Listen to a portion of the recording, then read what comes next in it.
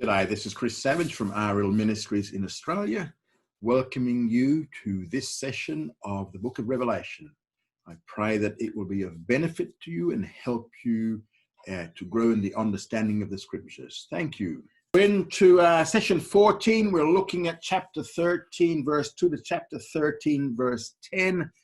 Last week, John saw some signs in heaven. He saw the woman who was Israel, the dragon who was Satan. He had a panoramic view of the war against the woman and the attempt to kill the man-child who was the Messiah, Jesus, followed by Jesus' ascension, which proved that Satan failed in his bid.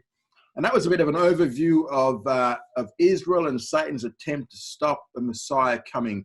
We also saw that the woman, after that, she fled into the wilderness, where she is hid for a period of 3.5 years. And this is the second half of the tribulation where she flees. Why? Because at this point in time, in the mid part of the tribulation, Satan is now cast down to the earth and goes all out to destroy the Jewish people. Why doing that? Because the Jewish people are required to call for Messiah's return. So he goes all out to try and annihilate the Jews, because if there's no Jews, there's no return of Messiah. We were also introduced to the beast from the sea, and we looked at four passages we need to look at. Last week we looked at Daniel chapter 2 and Daniel chapter 7.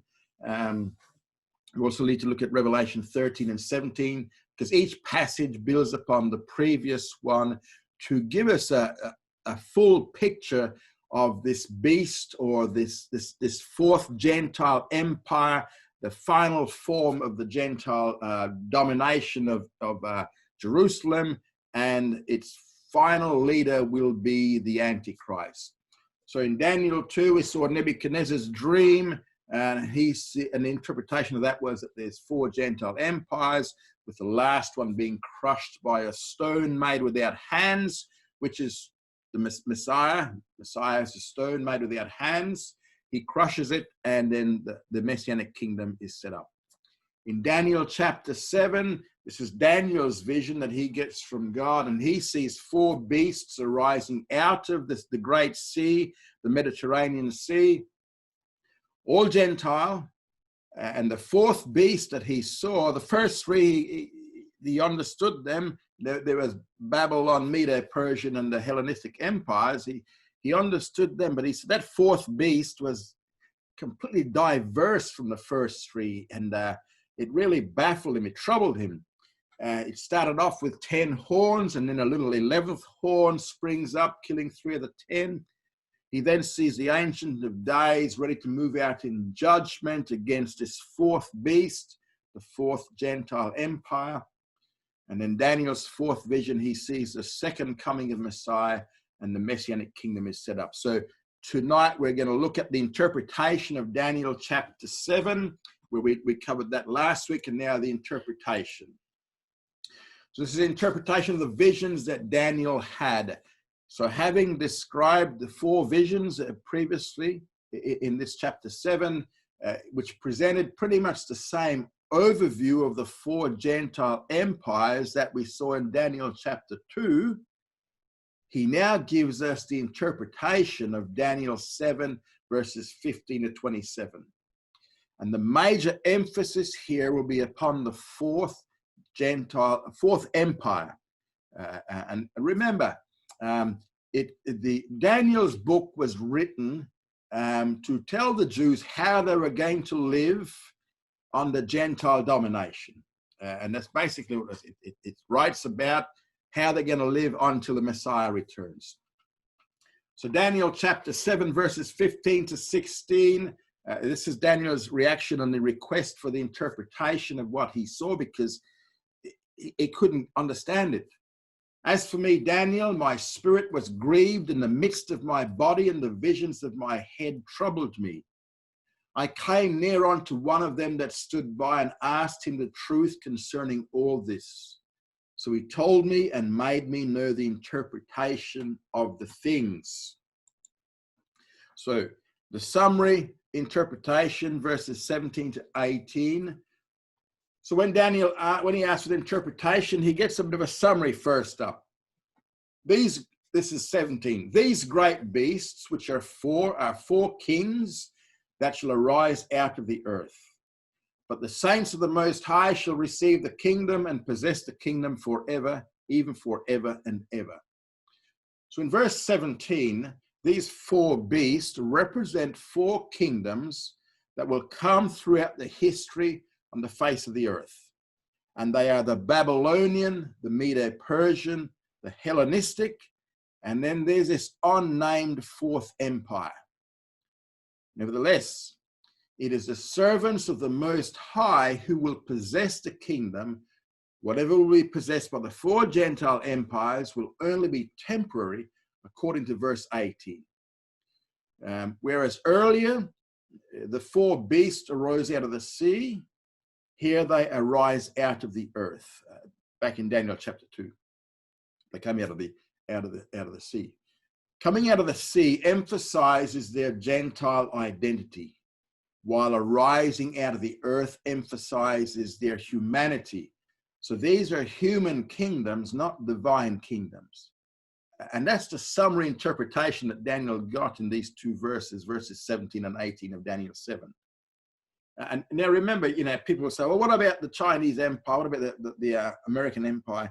Well, these are empires that are affecting the nation of Israel. Remember, the Bible is written about Israel and God's dealing with the Jews. So it's how do the nations affect Israel? Today it's what does a nation do and how does it affect Israel? That's what we need to be looking at. Now, Daniel's request regarding the fourth beast, he focuses his attention now on that final beast. Verse 19 of Daniel 7. Then I desired to know the truth concerning the fourth beast, which was diverse from all of them, exceeding terrible, whose teeth were of iron and his nails of brass, which devoured, broke in pieces, and stamped the residue with its feet. So here the diverseness of this fourth beast is pointed out. And it's important to see here or to note how the diverseness of the fourth empire is continually emphasized. And for this diverseness, because this is so different, Daniel he wants to know the meaning. He says, I don't understand this fourth beast. And he wants to know the meaning of the 10 horns we see in verse 20. And finally, he wants to know the meaning of the little horn that he sees in verses 20 to 22. And in requesting this, Daniel gives further information regarding the activity of the little horn. It speaks about, and the other horn which came up, and before which 3 fell. He called what this other horn that comes up, he causes 3 of the 10 horns to fall. That's in verse 20 of Daniel 7. Even that horn that had eyes and a mouth that spoke great things, whose look was more stout than its fellows. So it says that he speaks great things in verse 20. And in verse 21, I beheld, and the same horn made war with the saints and prevailed against them. So he wars against the saints and he's allowed to prevail or overcome them in verse 21. But finally, he's personally defeated by the coming of the Ancient of Days. Verse 22 says, until the Ancient of Days came, and judgment was given to the saints of the Most High, and the time came that the saints possessed the kingdom. So, once judgment is passed on the little horn, that was the 11th horn, the little horn, by the Ancient of Days, he will be done away with, and the kingdom will pass over to the saints in Daniel 7, verse 22. Back in Daniel 20, did I tell you about the 10 horns? In verse 20, it says, concerning the 10 horns that were on its head, and the other horn which came up, and before which 3 fell. So I might have missed that. Okay. So here's the interpretation of this fourth beast. Verse 23. Thus he said, the fourth beast shall be a fourth kingdom upon earth, which shall be diverse from all kingdoms, and shall devour the whole earth, and shall tread it down and break it in pieces. And as for the 10 horns, out of this kingdom shall 10 kings arise, and another shall arise after them, and he shall be diverse from the former, and he shall put down 3 kings. Verse 25. And he shall speak words against the Most High, and shall wear out the saints of the Most High. And he shall think to change the times and the law, and they shall be given into his hand until a time and times and half a time. But the judgment shall be set, and they shall take away his dominion to consume and to destroy it unto the end. So as what we saw back in Daniel chapter 2, the Fourth Empire is going to go through several stages. They're not always the same stages that we see in Daniel chapter 2. In verse 23, the Fourth Empire here is seen in its united stage, and it is in this first stage that its diverseness from the other previous 3 empires is seen.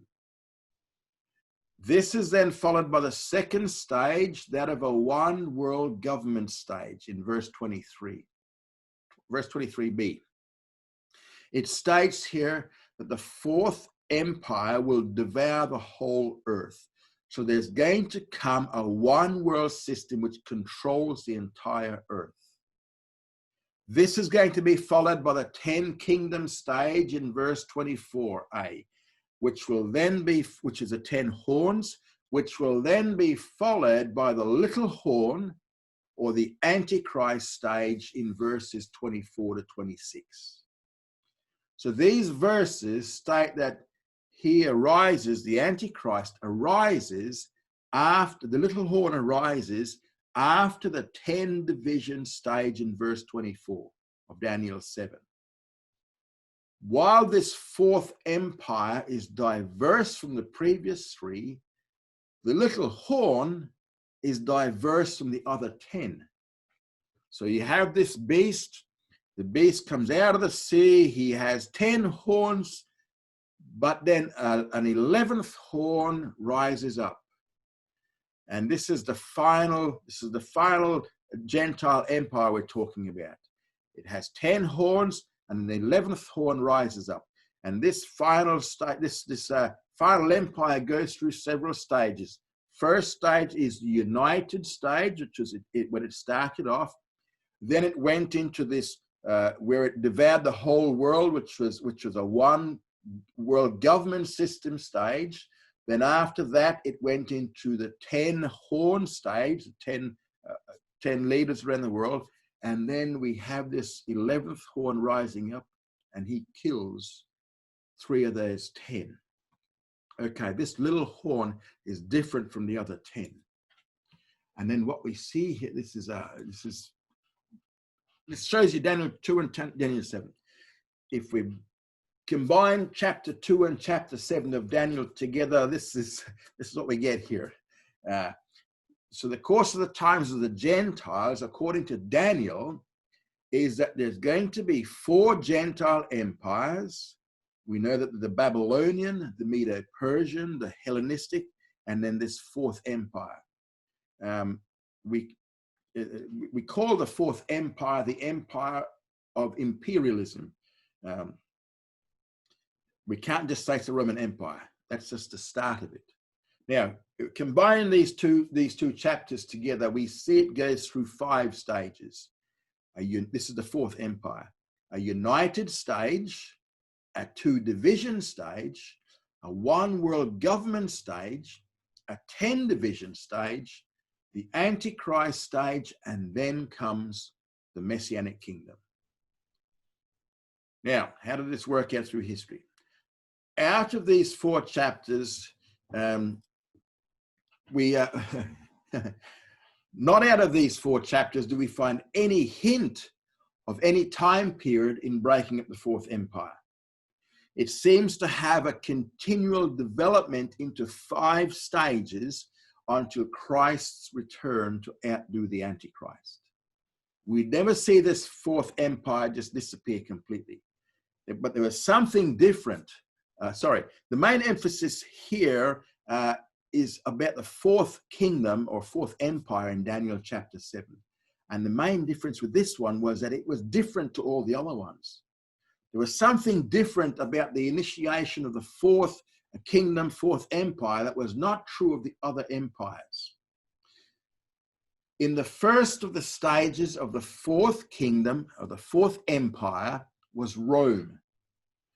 What Rome did initiate was different than what the Babylonians, what the Medo-Persians or the Hellenists did. And the key element of difference here with Rome was it was an empire of imperialism.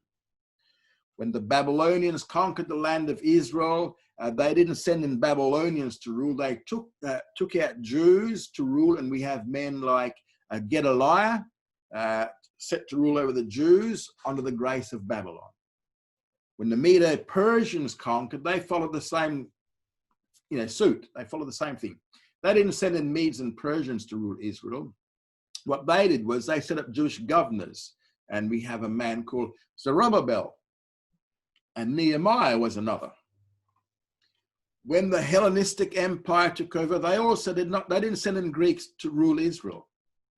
What they did was they allowed the Jewish high priest to rule the Jewish affairs of the country. Now, when Rome comes along, Rome is different.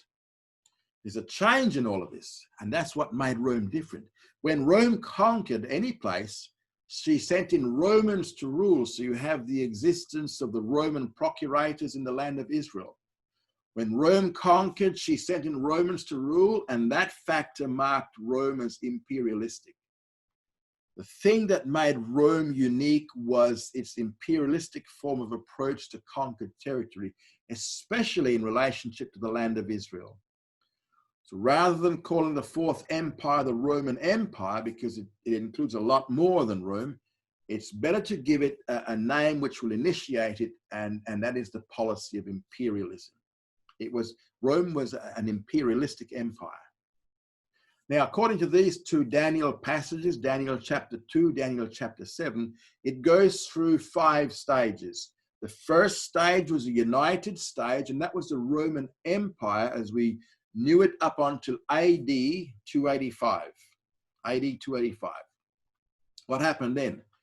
In AD 285, the Roman Empire split, and it entered a 2-division stage, and it was divided between the Eastern Roman Empire and the Western Roman Empire. And since then, we've been pretty well living in an East-West division of a balance of power. The headquarters of the Western Roman Empire was Rome, but the headquarters of the Eastern Roman Empire was Constantinople. And today we're pretty much in this continuation of this East-West 2-division stage of the Fourth Empire. It's unlikely that the Roman Empire is going to come back up again. But what we see here, it's pretty much it's simply a continuation of these 5 stages. And since AD 285 to the present time, we've been living in this 2-division stage where we continue to have the East-West balance of power through the seat, even though the seats of power have shifted. The Eastern power remained in Constantinople from 285 to 1453. When that year the Turks conquered Constantinople. But what happened then was that the scholars of Constantinople, they fled north into Russia. And they entered the Russian government, infiltrated, Romanized it, Romanized the Russian government. And when Russia became a power, she called herself the Third Roman Empire. And what do the kings of Russia call themselves? They call themselves Tsars. And Tsar is Russian for Caesar. And to this day, the Eastern balance of power is within this Eastern communist bloc of nations. In the West, the Western power remained in Rome from AD 285 to AD 476. and that's when Rome fell. And what happened then was it shifted to France. And the next name we hear in history concerning this Roman Empire is the Holy Roman Empire of the Frankish nation. And this continued up until 962, when the Germans defeated the Franks, and Otto I then set up what we call the Holy Roman Empire of the German nation. The kings of Germany, what do they call themselves? They call themselves Kaisers, German for Caesar.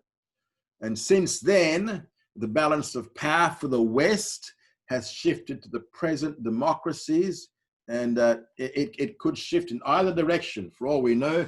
And we, seeing our history will develop in the future, it's pretty much up in the air. But since the division of the Roman Empire back in AD 285, there has been a continual east-west balance of power, and this is the two-division stage, and we're still living in this two-division stage. But at some point, this two-division stage that we're living in, and since 285, at some point, this is going to give way to a one-world government. How it happens, we don't know. Quite possibly, it could be the result of the Russian invasion of Israel before the tribulation begins. One of these two balances of power must collapse for a one-world government to develop. And we know from Ezekiel chapter 38 to 39, when the Russians do invade and they are in confederation with some of the other Eastern powers, when they invade the land of Israel, and one of those powers is Iran, when they invade the land of Israel, God will deal so harshly with the Soviets or the Russians that they will cease being a political force in world affairs. They will be destroyed. And the fall of the Russians and their confederates by the hand of the Lord in the land of Israel, that could very well give way to a one-world government. Now, some people have tried to say in Daniel 7 verse 23, where it says it shall devour the whole earth, is by saying that Rome conquered the whole known world, but Rome never did that. In fact, Rome never went as far east as the Hellenistic Empire went. In fact, the Greeks went as far as India. The Roman eastern boundary didn't even extend that far. And remember, there's this Parthian Empire in the way of Rome, and they never conquered the Parthians. So it's unlikely that we can say that the Roman Empire conquered the whole earth. It just not. In fact, Hadrian's Wall in England. What was Hadrian's Wall for? It was to keep those northern barbarians out because they couldn't beat them. Scotland was never defeated by the Romans. Okay, so what we need to just keep in mind here is that it's not Rome. Rome was simply the united stage of this Fourth Empire, and sometime, and then we had that split, and sometime in the future, probably the not too distant future, this balance of power is going to collapse, and we're going to have a one-world government. Now, this one-world government will begin before the tribulation, but this one-world government, we don't know why, is going to split into 10 kingdoms. And so the 10 kingdoms themselves will control the entire world. That will comprise the whole world. They do not simply, decades ago, when the European common market started, they said, oh, there it is. There's the 10 kingdoms. It covers the entire world. Okay. So this 10 division stage will also appear before the tribulation begins, and it's going to continue into the middle of the tribulation. So during the first half of the tribulation, the world is going to be under a 10 division stage. But in the middle of the tribulation, we're going to move into the Antichrist stage.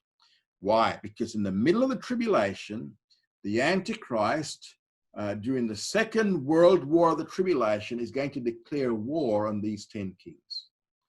And after he kills 3 of them, the other 7 will submit to his authority. And at that point, the Antichrist now becomes the one world political ruler. And that's where things are heading. Now, back to, just look at Revelation chapter 13, verses 1 to 2 here. It's the beast from the sea. And he stood upon the sand of the sea. And I saw a beast coming up out of the sea, having 10 horns and 7 heads. And on his horns 10 diadems, and upon his heads names of blasphemy. Now, this beast has 10 horns. Revelation 13 does not go into the meaning of the 10 horns, but we know what they represent from Daniel chapter 7. We just looked at them. They represent the 10 kings over the 10 kingdoms. And the thing to note about these 10 kingdoms and 10 kings is that during the first half of the tribulation, all 10 kings are living at the same time. They are contemporary with each other. They're all existing contemporaneously. However, in the middle of the tribulation, 3 of them are killed, leaving only 7 contemporary kings for the second half of the tribulation. Now, what we don't know so far is the meaning of the 7 heads. Daniel never mentions 7 heads, but Revelation 13 mentions 7 heads. But Revelation 13 doesn't say what they mean. And what they mean we'll see in Revelation 17, 7 to 14. But I've given you a hint there. It's 7 kings. Remember, we spoke about these 4 passages of Scripture, Daniel 2, Daniel 7, Daniel 13, Daniel 17. Each of them builds upon the previous passage. So by the end of, we look at 17, we're going to get the full picture. Okay. 7 to 14, Revelation 17. This is the description of the beast. Now, it's clear from verse 7 here that the beast is the same as the 4th beast of Daniel 7. Revelation 17, verse 7. And the angel said unto me, wherefore did you wonder? I will tell you the mystery of the woman and of the beast that carries her, which has the 7 heads and the 10 horns. So this beast has 10 horns and 7 heads. What the 10 horns represent, we've looked at that. It's the 4th stage of the 4th stage of the 4th empire, which is the 10 kingdoms. This comes after the one world government. The 10 kingdoms are now in play. But what is about to be explained is what the 7 heads represent. Verse 8 of Revelation chapter 17. This is the death and the resurrection of the beast. In verse 8, as in Revelation 13, the death and the resurrection of the Antichrist is seen along with the subsequent worship of him. This is verse 8. The beast that you saw, verse 8 of Daniel 17, the beast that you saw was and is not, and is about to come up out of the abyss and to go into perdition. And they that dwell on the earth shall wonder, they whose name has not been written in the book of life from the foundation of the world, when they behold the beast, how that he was and is not and shall come. Sounds a bit complicated. However, it's not really.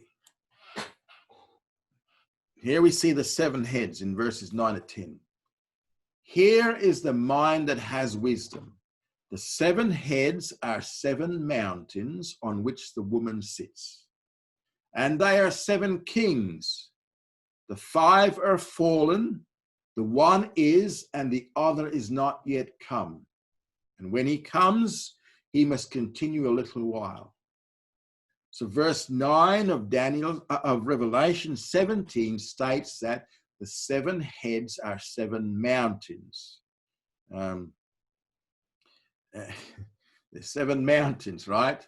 Um, uh, you need to keep reading the rest of the verse, because a lot of people say, the seven mountains. Oh, well, Rome sits on seven mountains, but so do other places. In fact,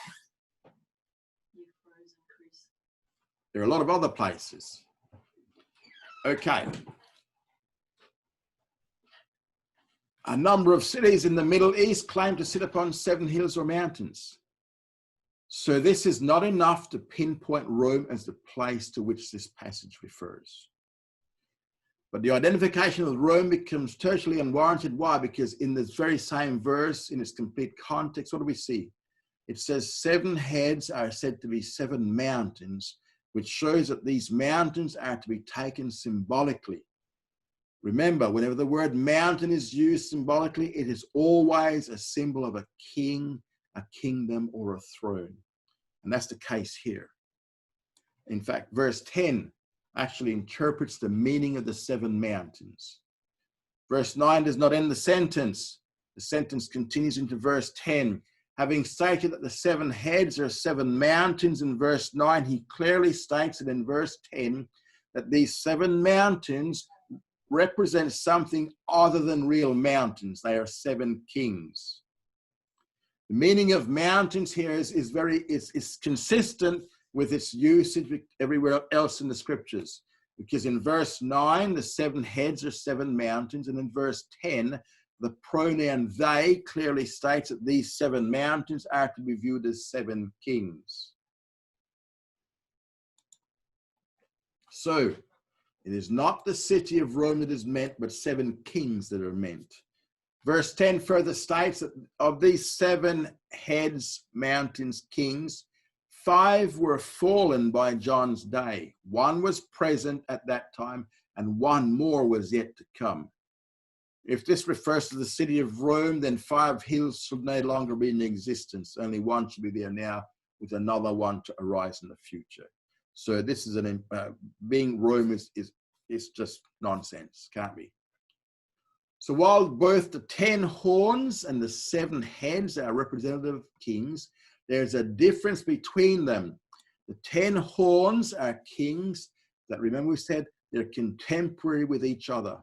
They all arise and they all reign at the same time. But the 7 heads are chronological or sequential. One follows the other in chronological sequence, and no 2 are ever contemporary.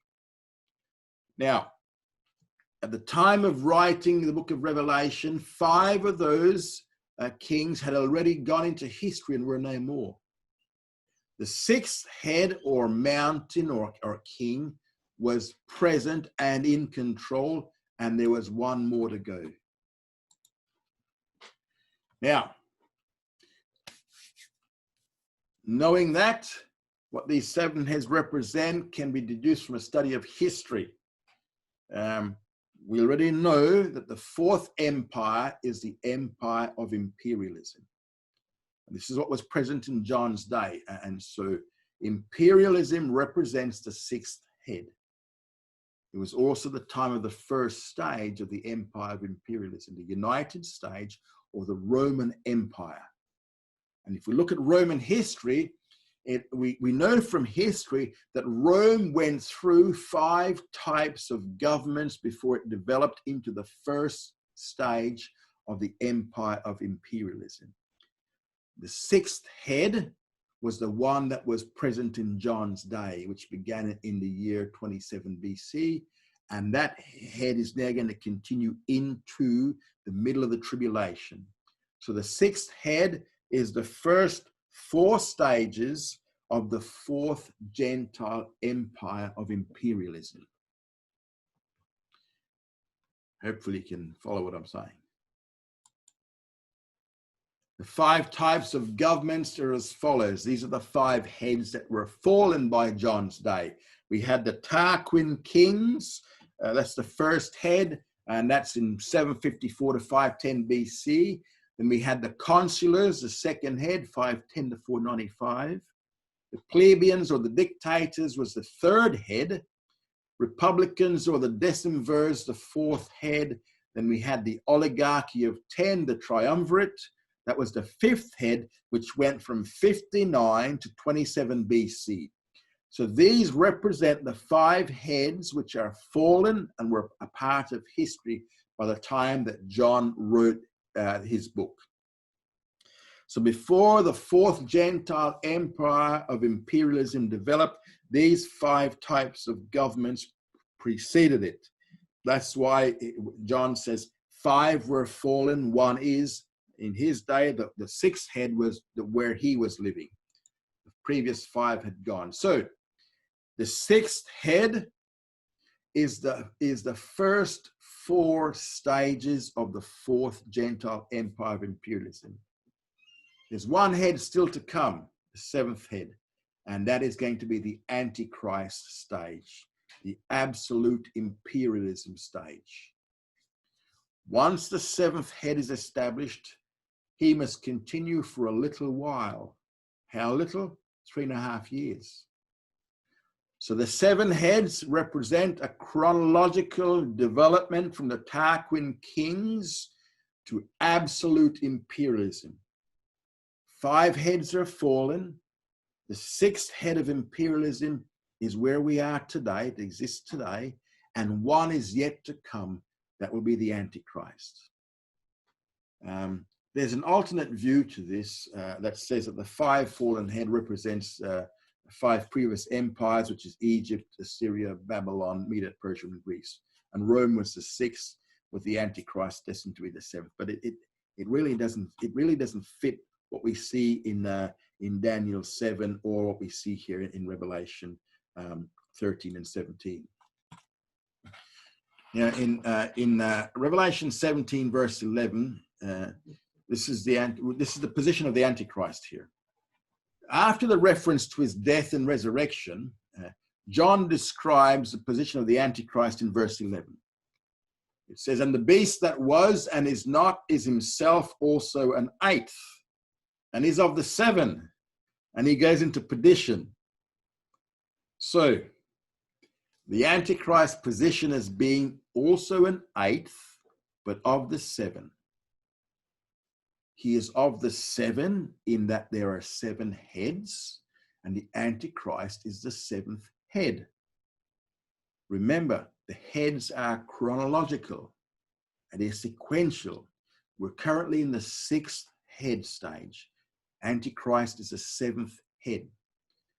The heads come one after the other, with the Antichrist being the last to appear in the final period of the history of the 7 heads. But he's also an 8th. How is he an 8th? Because he's an 8th in relationship to the 10 horns. Remember, the 10 horns represent the 10 kingdoms that come out of the one world government. Remember this, the one world government is part of the 4th stage. The one world government is the 4th. Remember, there are 5 stages in the 4th empire. And now what we see here is that the 10 horns represent the 10 kingdoms that come out of the one world government, the 4th stage of the 4th Gentile Empire of imperialism. These 10 guys are contemporary and they're ruling the world together.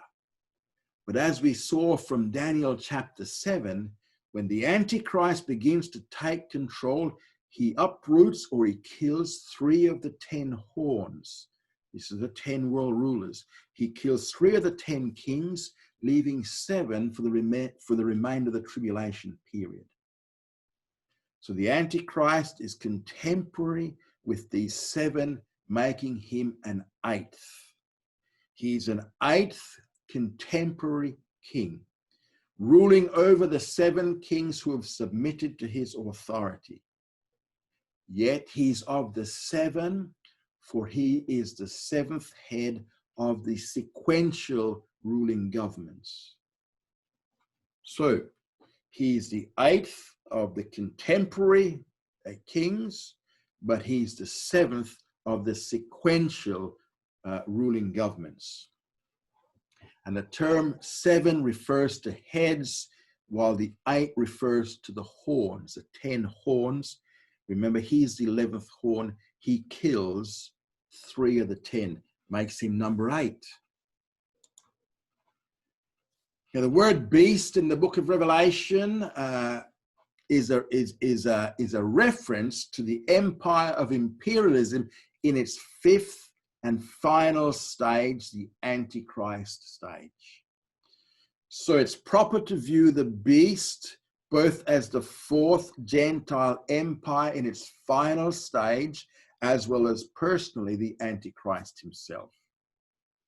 In the book of Revelation, what we're going to see is that the word will be used in both senses. Sometimes it will be used to describe the Fourth Gentile Empire as a whole in its 5th and final form, while at other times it will be used to describe the Antichrist personally. The 10 horns in verses 12 to 13 of Revelation 17. My mind's on Daniel. And the 10 horns that you saw are 10 kings who have received no kingdom as yet, but they receive authority as kings with the beast for 1 hour. These have one mind, and they give their power and authority unto the beast. In verse 12, the 10 horns are stated to be the 10 kings, and they're going to exist in the future beyond John's time. In verse 13, they surrender their authority to the Antichrist. In verse 14, we see the destruction of this 4th empire. These shall war against the Lamb, and the Lamb shall overcome them. For he is Lord of lords and King of kings. And they also shall overcome that are with him, called and chosen and faithful. So finally, the 4th empire will be destroyed by the Messiah himself. And then he will set up his kingdom. Let me try and pull this together for you. There were to be 4 Gentile empires: Babylonian, Medo-Persian, Hellenistic, and then there's the 4th empire, which we call the Empire of Imperialism. Second thing we're told is there's going to be development into the government of imperialism into 5 stages. We had the Tarquin kings, which is the first head, the consulars, the second head, the plebeians, the third head, the republicans, the fourth head, triumvirates, the 5th head. The third thing we're told is that there are going to be successive stages of the 4th empire of imperialism. The united stage, which was Rome. Then we had the 2-division stage when Rome split. Then we had the 1 world government stage, the 10 kingdom stage, all of which comprise the 6th head. Then comes the 7th head. Remember, the heads are sequential. Then comes the 7th head, the Antichrist stage. We did mention some time ago that there are going to be 3 world wars in the 7 years of tribulation. In the first world war of the tribulation, the Antichrist first rises to power. In the second world war of the tribulation, we're going to see shortly, he'll be killed, he'll be resurrected, he kills 3 of the kings, the other 7 submit to his authority. He then rules the whole world for 3.5 years. The third world war of the tribulation, he is destroyed by the second coming of Messiah. As far as the sequence goes, there are 9 events leading up to the tribulation, 3 of which concerns the times of the Gentiles. The 2-division stage will be done away with at the destruction, we believe, of the Russians in Israel. That's the northern invasion of Israel, from which we're then going to go into a 1 world government system, which in turn is going to split into 10 kingdoms. The 10 kingdoms will continue from before the tribulation into the middle of the tribulation, at which time the Antichrist will take over the entire world, both politically and religiously. Hopefully I got that. Hopefully you got that. Now, back to Revelation chapter 13. And the beast, this is back to chapter 13 of Revelation, verse 2. And the beast which I saw was like unto a leopard, and his feet were as the feet of a bear, and his mouth as the mouth of a lion. And the dragon gave him his power and his throne and great authority. So what John sees in chapter 13 is the fourth beast that Daniel saw in Daniel 7. Only we have a little bit more of a description of what Daniel gave us. We're told that he has a lion-like mouth, a leopard-like body, and bear-like feet. Now, back in the Daniel passage, in Daniel chapter 7, verses 11 to 12, we were told that the three previous empires' dominions came to an end, but their lives were prolonged for a season and a time. And what we saw in Revelation chapter 13, verses 1 to 2, back then, what that means was, because when the Medo-Persians conquered Babylon, the Babylonian dominion came to an end. When the Hellenists conquered the Medo-Persians, the Medo-Persian dominion came to an end. When Rome conquered the Hellenists, the Hellenistic dominion came to an end. Nevertheless, all three of these previous empires left their influence on the fourth, because the lion-like mouth shows the Babylonian influence, the bear-like feet, the Medo-Persian influence, the leopard-like body is the Hellenistic influence. In chapter 13 of Revelation, we're going to see the development more fully of the counterfeit Trinity, with Satan playing the part of the counterfeit father. And just as the real Father gave all his authority to the real Son, so the counterfeit father now gives his authority to the counterfeit Son. And Satan now begins to play his role as the counterfeit father in this counterfeit Trinity. In verse 3, and this is Revelation 13, verse 3, and I saw one of his heads as though it had been smitten unto death, and his death stroke was healed. The whole earth wondered after the beast. The head that is smitten unto death, whose death stroke was healed, is the seventh head, which is the Antichrist head. Back in Daniel chapter 11, verses 40 to 45, back in that passage, the Antichrist moved in with the Second World War of the tribulation to take over the world. And then in verses 44 to 45 of Daniel 11, it said that he would be broken without end while he was in this fighting. And now Revelation chapter 13, verse 3 says that the seventh head is smitten unto death, and his death stroke is healed.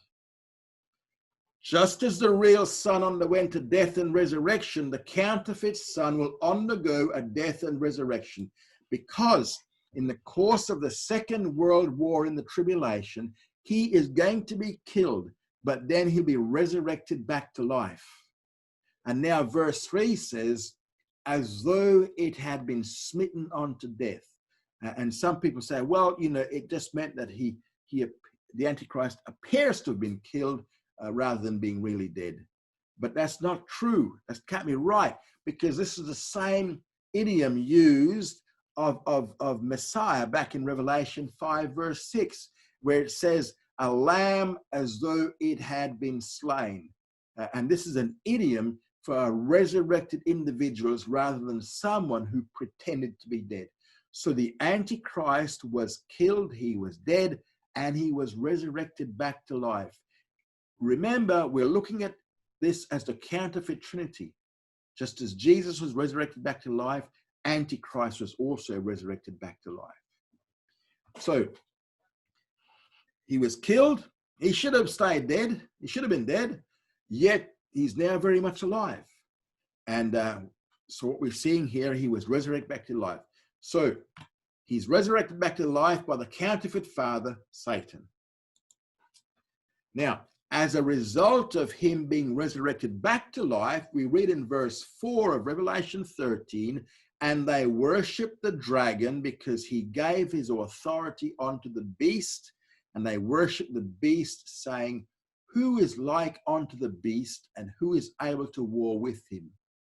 So the result of his resurrection and this obvious miracle, humanity begins to worship the Antichrist and to accept the Antichrist as God. because Satan will give his authority to the Antichrist, men will begin worshiping Satan. So Satan will become the counterfeit God the Father. As the Father gave his authority to the true Son, Satan will give his authority to the counterfeit Son. Just as the Father, the real Father, is worshipped through the true Son, Satan is to be worshipped through the counterfeit Son. And so men will worship him and will give him supreme glory by saying, "Who is like unto the beast? And who is able to withstand him?" We need to see here that the worship is coming from the whole earth.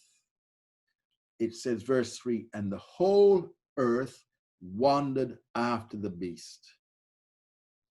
Remember, the first stage of the abomination of desolation was that this Antichrist, he sits in the temple of God, declaring himself to be God, and now he calls all men to worship him as the one true God, as proven by the fact that he was resurrected from the dead.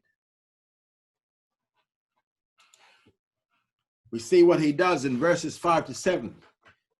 Verses 5 to 7, "And there was given to him," the Antichrist, "a mouth speaking great things and blasphemies. And there was given to him authority to continue 42 months. And he opened his mouth for blasphemies against God, to blaspheme his name and his tabernacle, even them that dwell in the heaven. And it was given unto him to make war with the saints and to overcome them. And there was given to him authority over every tribe and people and tongue and nation."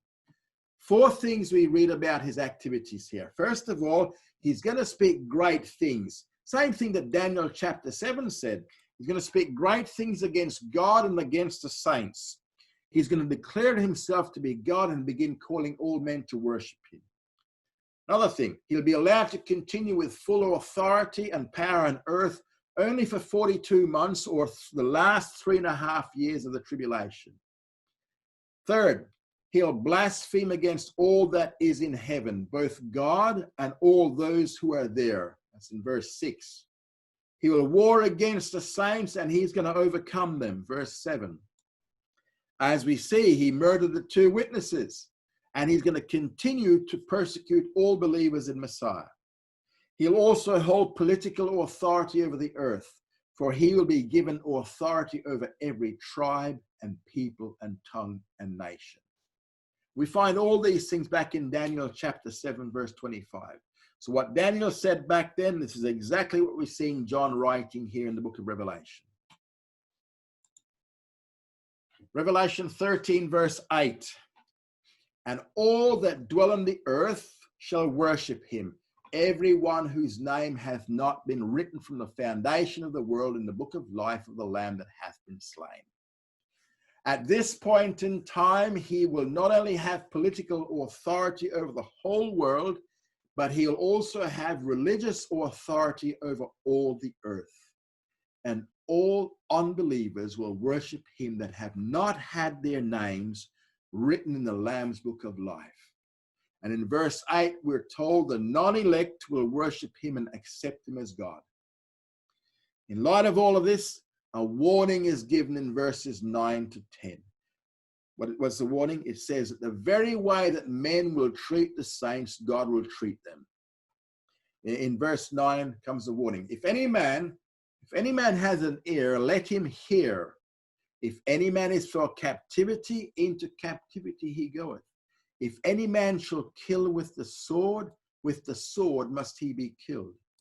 Here is the patience and the faith of the saints. So in verses 9 to 10, God is actually issuing a word of comfort here to the saints who are living at this point of the tribulation. And the point of comfort is this: one will be treated the way he treats. So if one is for captivity, he is going to end up in captivity. If one is for murder, he's going to end up being murdered. And this, he says, is the patience of the saints. So for those who want to enslave the saints, or for those who enslave the saints, what's going to happen? They are going to be enslaved themselves. And those who kill the saints, they will be killed themselves. And this is a word of patience to the saints. It's a word of comfort to believers living in this period of persecution, because they will understand that whatever suffering they undergo, God will in turn judge those who are perpetrating the persecution in the same way. And this is the word of comfort and encouragement to the saints living during the middle and second half of the tribulation. And that is the lot for tonight. If you need to contact us or find out more about what we do here, you can go through any of these contact points there on the screen in front of you.